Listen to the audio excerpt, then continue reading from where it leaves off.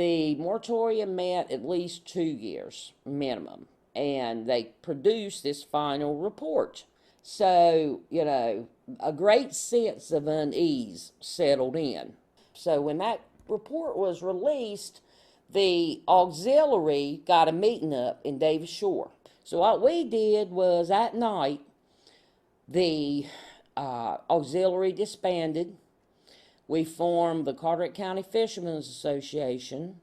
So from that night on, we became Carteret County Fishermen's Association. And I'm still to this day a member of the Carteret County Fishermen's Association. Anyway, but back to the moratorium thing. So we get all up. What happened as a result of this big meeting in Davis was we also, another preamble that's important to know is right after this occurred, they fired the Division of Marine Fisheries Director. Anyway, but obviously it was a bad time. It was a very dark time for everybody. So we go up there, we put on this, in like 3 days is this meeting that's going to be in Raleigh. So Carteret County Fishermen's Association took when they switched over, the auxiliary had $2,000 or $3,000, I think, in their account. We took that money and rented buses, and then everybody chipped in too and we took 400 head to Raleigh to this meeting in the LOB up there, the Legislative Office Building, and during this scheduled session, when they were hearing, no, it was no Fisheries Reform Act. This was about the moratorium. The recommendations. The recommendations coming out of that final report. That's right. So they were going to go vote on all this mess. So we took 400 of our people up there and went to this meeting. Couldn't speak. We were just there. We protested. We had signs and everything. Walked all around the Capitol Square and, got all of our permits, everything. And so when we were coming home from that meeting, they voted not to do anything. They did not do anything. So when we were coming home from that trip, that was, I think that trip right there was the turning point from where we are today.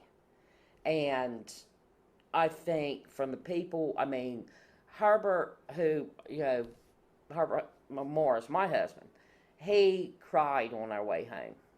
That tore me up. I was so angry. But just they wanted something to happen. Yeah, but getting back to Herbert being so upset, were there specific things said at this meeting, or was that the first time the CCA kind of got on your radar as being very? Well, they were upset. It was really one of the first times that I think it was an eye-opening thing. Because as I said before, nobody really even thought about recreational people. We always got along with them.